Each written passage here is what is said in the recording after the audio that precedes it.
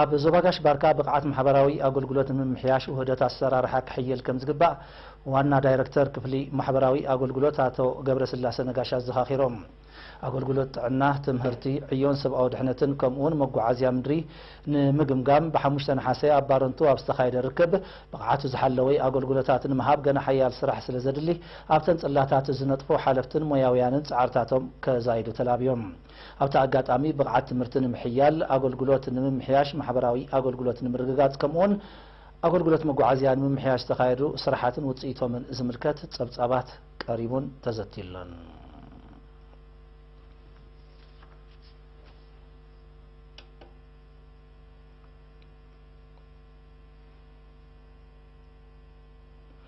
ኣብ ዞባ ማእከል ዝርከብ ኮማው ሆስፒታል ቤት ምኻእ ዝተማለየ ኣገልግሎታት ክህብ ክካየድ ብጸንሐ ጻዕሪ መሰረታዊ መሳርሒታትን ዓቕሚ ሰብን ስለ ዝተዋደደሉ ኣብ ምቅላል ጸንሐ ጸገማት ኣስተዋጽኦ ይገብር ኣሎ። ወኪል ኤሪና ዮናታን ዕብዮ ንዘዳለዎ ጸብጻብ ሊድያ ተክሊማርያም ከተቕርበ እያ። ኮማዊ ሆስፒታል ቤት ምኻእ ዝተማለየ ኣገልግሎት ንክህብ ልዑል ጻዕሪ ይካየድ ከም ዘሎ ሓላፊት ናይቲ ኮማዊ ሆስፒታል ዶክተር ጽጌሬዳ ማሓራ ሓቢራ። እቲ ሆስፒታል ድሮ ዘመናዊ መመርመራ ዓይኒ፣ ራጂ፣ ፊዚዮቴራፒ፣ ኤሌክትሮቴራፒ፣ ሕክምና ስንን ሓፈሻዊ ኣገልግሎትን ተዋዲድሉ ይነጥፍ ከም ዘሎ ዝሓበረት ዶክተር ጽጌሬዳ እዚ ድማ ነቲ ኣቐዲሙ ንተገልገልቲ ዘጋጥም ዝነበረ ጸገማት ኣቃሊሉ ከም ዘሎ ኣብሪሃም።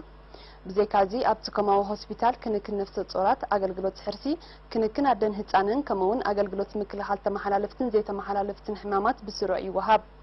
ኣብቲ ኮማዊ ሆስፒታል ክኢላ ሕክምና ዓይኒ መንእሰይ መስፍን ርእሶም ንኤሪና ብዝሃቦ ሓበሬታ በብግዚኡ ክካየድ ብዝጸንሐ ውሁድ ጻዕሪ መሰረታዊ መሳርሒታት ስለ ዝተዋደደ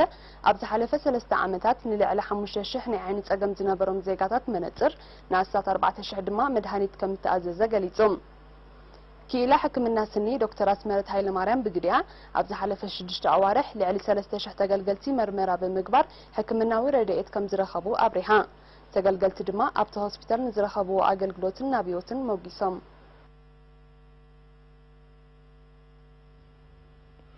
ህዝቢ በብኸባቢኡ ተወዲቡ ተምሃሮ ድማ ብወፍሪ ክረምታዊ ልምዓት ቀላጥ ቦታታት ንምግራብ ሓያል ጻዕሪ ይካየድ ኣሎ። ኣብ ንዞባ ተከሌዛን ምምሕዳር ከባቢ ደቀ ምሓረ ብኮማዊ መደብ ንዝሰላሰል ዘሎ ናይ ምግራብ ንጥፈታት ብዝምልከት ወኪል ኤሪና ተስፋንኪኤል ገብረየስ ንዘዳልዎ ጸብጻብ ብርሃነ ዓንደ መስቀል ከንብቦ እዩ። ኣብ ምምሕዳር ከባቢ ደቀ ምሓረ ንዞባ ዓዲ ተከሌዛን ብኮማዊ መደብ ምግራብ ልዕሊ 40,000 ፈልስታት ይትከል ኣሎ። እቲ ብምትሕብባር ሚኒስትሪ ሕርሻ በዓል ስልጣን ኣግራብን እንስሳ ዘገዳምን ምምሕዳር እቲ ንዞባ ዝተወደበ ወፍሪ ኣብ 5 ሄክታር ሕዙቕ ቦታ ነፍሲ ወከፍ ስድራ ዘሳትፍ ምዃኑ ተገሊጹ። ሓላፊ ጨንፈር በዓል ስልጣን ኣግራብን እንስሳ ዘገዳምን ኣብ ዞባ ዓንሰባ ኣቶ ከሰተ ተስፋጽዮን እቲ መደብ መቐጸልታ ናይቲ በብኸባቢኡ ብኮም ዝካየድ ናይ ምግራብ ንጥፈታት ምዃኑ ብምሕባር ምክትታሉን ሓለውኡን ክሕሰበሉ ኣዘኻኺሩ። እዚ ብናይ ዋንነት መንፈስ ዝካየድ ዘሎ መደብ ኣብ ኣድማዕነቱ ዘጠራጥር ከም ዘይብሉ ዝሓበረ ሓላፊ ጨንፈር ሚኒስትሪ ሕርሻ ዞባ ኣቶ ተስፋ ልደት ገብረ ብርሃን ድማ ብውህደት ህዝብን ዝምልከቶም ኣካላትን ዕላምኡ ከም ዝወቅዕ ኣረጋጊጹ። እቲ ከባቢ ታህሲ ዝሰርሐ ከባቢ ማለት ገረብ የብሉ። ስለዚ እዚ ሕቶ እዚ ምስ መፀት ህዝቢ ብሓጎስ ተቐቢልዎ ኣብ ስራሕ ከም ንሪኦ ዘለና እዩ ማለት እዩ። ብሓቂ ምዝላይ ኮነ ምምቕቃል ኮነ ኣብ ውሽጢ ዝሓፀረ ግዜ ሰሪሑ ተዳልዩ ቁሩብ ንዓና ናይ ማይ ግዜ ስለ ዝገድበና እምበር ኣቐዲሙ ተተኺሉ ምዃነ ማለት እዩ። ስለዚ ህዝቢ ብሓጎስ ስለ ዝተቐበሎ ኣብ ሓፂር ግዜ እዚ ንሪኦ ዘለና ከባቢ 3 ሄክታር 4 ሄክታር ዝኸውን ቦታ ተዛልዩ ተኳዒቱ ንፈሲ ድኑ ኮይኑ ማለት እዩ። ሕጂ እውን ኣብ መደበር ፈስና እኹል ፈሲ ስለ ዘለና በቲ ፈሲታት ውሉድ ህዝቢ ተዋሂቦ ማለት እዩ ክሳብ 40,000 ዝኸውን ፈሲ ክትከል ኣብዚ ከም ዝሪኦ ዘለና ማለት እዩ። ነበርቲ ብጊድኦም ከባቢኦም ንምልማዕ ኣበርቲዖም ከም ዝሰርሑ ብምርግጋጽ ነዚ መደብ ንምዕዋት ምትሕብባር ሚኒስትሪ ሕርሻ ከይፍለዮም ተማሕጺኖም ንሓደ ዓዲ ምግራብ ጥቕሙ ኣብ ልምዓት ማይ ከምዝስብ ጥቕሚ ንዕንጨይቲ፣ ጥቕሚ ንገዛ፣ ጥቕሚ ንመራሊ መረባዕ ንኩሉ መዳይ መናብሮ ንጣውላ ንኩሉ ዓይነት ክጠቅም በዚ ስርስዕ ረብሓታቱ ምዚ ወቅት እዚ ምዚ ግዜ እዚ ሕጂ እንጨይቲ ሓደ የለን እንጨይቲ ብዘይ ምህላው ረብሑ ኣዝዩ ዓብይ ካልእ እዚ ንሕና ከም ህዝቢ ደቀ ምሓረ ኩሉ ማዕረ ዝብጻሕ ክባጽሖ ከም ዘለዎ ስለ ዝገበርና እቲ ምግራብ ናይዚ ቦታ እዚ ከዓ ኣዝዩ ዕዉት ክኸውን ተስፋ ኣለና ብኽንክን ጋዕደለና ስጋዕደለና መንበሪና ስለ ዝኾነ ንናባበረሉ እንሰርሓሉ ኢና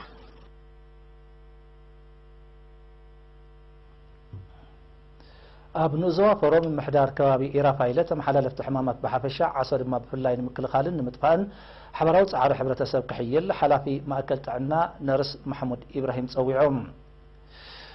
منستر عنا مزملكتهم أكلاتن حزبن بمتحبار نتحمام نمقوتصارن بصحة درجان مرادن بز السلاسل زلو اب مبراخ نقحتن مكلخال طنقتاتن زتكور عمام عبيت عواتاتي مزغب كوانتلو ملو بملو نمطفو ግን تصعاري كأصل كم زغبار ديوم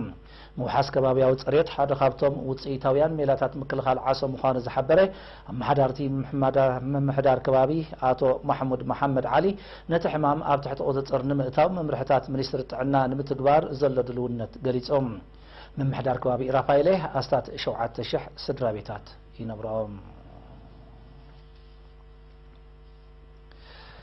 كتكتاتلو تصنحكم زينا وشت هاجر نيرو كبرات تعذبتنا دحر زحات صار مسغاغريت اهغراو زينا كسعبيوم هاجرات معراب ان قداياتن مثلن افريقان ربحان بزغلغل منقد خمزق الحو تنتنت بوليتيكا اهغر افريقا غليصوم اتن هاجرات بحافشا امريكا دما بفلاي بسمعك اب سلام ربحا ابتا اهغر كتوحس زخل اقراربا كمتتقم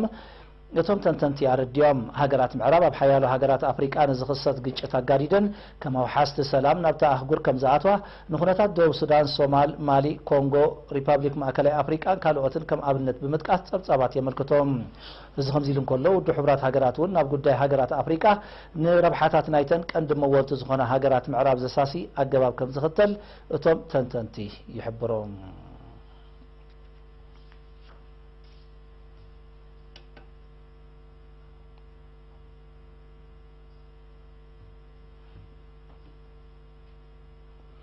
እዚ ከምዚ ኢሉ ከሎ ውድብ ሕብራት ሃገራት ዲሞክራሲያዊት ሪፐብሊክ ኮንጎ ህጹጽ ሰብኣዊ ሓገዛት ክግበር ብሸሞንተ ነሓሰ ጸዊዖም እቲ ውድብ ብፍላይ ኣብ ዞባ ካሳይ ተኸሲቱ ብዘሎ ግጭት ሰብኣዊ ቅልውላው ከይስዕብ ስግኣቱ ገሊጹሎም ኣቐዲሙ በቲ ውድብ ዝተለገሰ ኣስታት 800 ሚልዮን ዶላር ሓደ ርብዒ ካብቲ ዝድለ ዘሎ ሓገዝ ከም ዘይሽፍን ዘመልክቱ ጸብጻባት ንሱ እውን ብብልሽውና ከም ዝጠፋፋ ይረዶም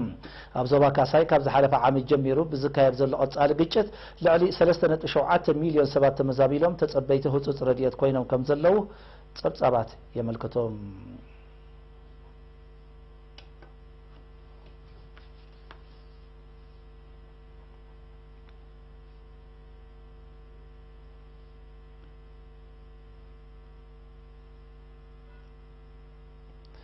ኣብ ኬንያ ድሕርቲ ፕሬዚደንት ኡሁሩ ኬንያታ ከም ዝተዓወተሉ ዝግለጽ ዘሎ ፕሬዚደንታዊ ምርጫ ግጭት ከይውላዕ ተሰጊኢሎም እዚ ዝግለጽ ዘሎ ሕጹይ ተወዳዳሪ መራሒ ተቃዋሚ ሰልፊ ራይላ ኦዲንጋ ኣብቲ ምርጫ ምድንጋር ከም ዝነበረ ይወቀስ ከም ዘሎ ደገፍቲ ድማ ኣብ ጎደናታት ከተማ ናይሮቢ ወፂኦም ተቃውሞኦም ይገልጹ ከም ዘለው ድሕሪ ምቁልሕዮም ኦዲንጋ ኣብ ልዕሊ ኮምፒዩተራት ኮሚሽን ምርጫ ጠንቂ ስዕረቱ ዝኾነ ስርሰራ ከም እተኻየደ እዩ ዝኸስስ ዘሎም ይኹን እምበር እቲ ኮሚሽን ኣብቲ ምርጫ ምድንጋራት ከም ዘይነበረ ኣብ ልዕሊ ኮምፒዩተራት እውን ዝተኻየደ መጥቃዕቲ ከም ዘየለ ብምሕባር ንኽሲ ራይላ ኦዲንጋ ነፂግዎሎም ኣብቲ ምርጫ ፕሬዚደንት ኬንያታ ካብቲ ዝተቆጽረ ድምፂ ኣስታት 55 ሚእታዊት ብምርካብ ከም እተዓወተ ክግለጽ እንከሎ ኦዲንጋ ድማ 44 ሚእታዊት ከም ዝረኸበ ተቃሊሖም ኣብ ኬንያ ናይ ድሕረ ምርጫ ሕንፍሽፍሽ ክረአ እዚ ናይ ፈለማ ከም ዘይኮነ ዘመልክቱ ጸብጻባት ኣብ 2007 ብሰዓበ ተመሳሳሊ ግጭት ልዕሊ 1000 ሰባት ከም እተቐትሉ የረድኡ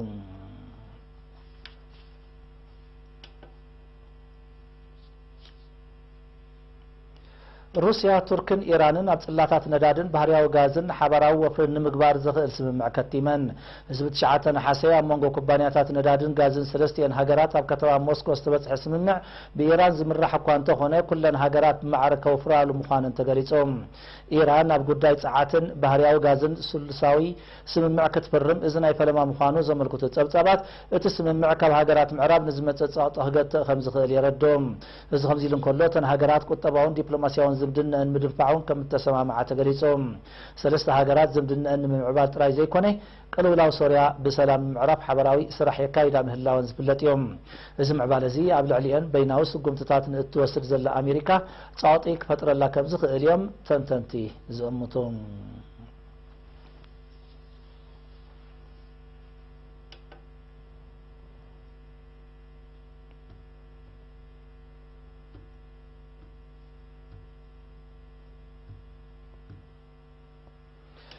بتشعتن حساب كتما باريس فرنسا بنهر التقعز مكينة بأكوب سراويت بمئتاو بستخايد متقعتي بوحود شمونتو وتهدرات قوسيلهم نايت متقعت حلاف النز وسدا أكال كوازاقيت انتزي اللي قبر شبراو تقبار كخون كم زخير قسقات اللهم حيلتات ستا سراويت فرنسا فتسمتو نمللاي تعوق صرحيت يكايد اللهم بحقرات أوروبا كوني الكا مكينة بأكوب هزبي بمئتاو متقعتي ككايد إذن أي فلما كم زي كوني تسبت يحبرهم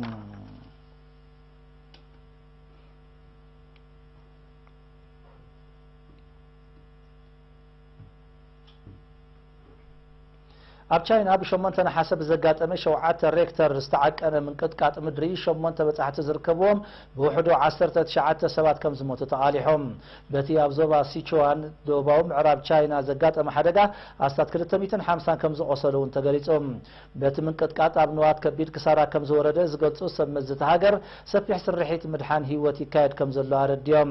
بريزيدنت شي زي بينغ نتي سرحيت المدحان هيوت المعوات توسخت أبالات سراويت كل أخو خمس خول قريت اللهم أب تشاينا بحفشة زبا سيتشوان دما بفلاي بزقات ترقاقامي بهرياوي حدقاتات سبعون نواتاون كسارا كم زورد سبعات يردوم أب كلتش عن شمونتن أب تزبا بزقات من قطقات مدري أستات 17 حسابات كم زموتو زفلت يوم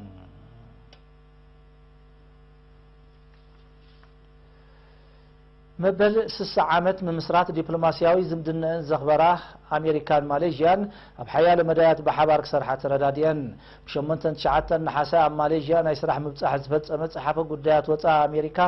ريكلر تلرسن مس سبا سلطان تهاجر تراخيبو اب نقدي ጸጥታን ካልእን ዘተኮረ ስምምዓት ከም ዝፈረመ ተገሊጾም ተን ሃገራት ብፍላይ ኣብ ምቅላስ ግብረ ሽበራ ክትሓጋገዛ ምዃነን ኣብ ትርክብ ገሊጸን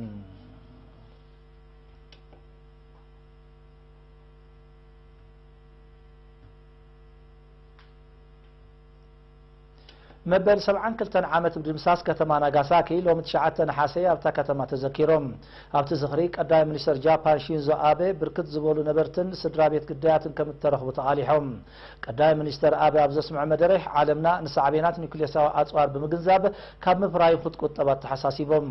امريكا بتشعت نحاسش عند 945 اب العلي كتما ناغاساكي بزكايدو تدبداب اتوما بومب العلي 150 شح سبات كم زهالقو صبصبات يحبرهم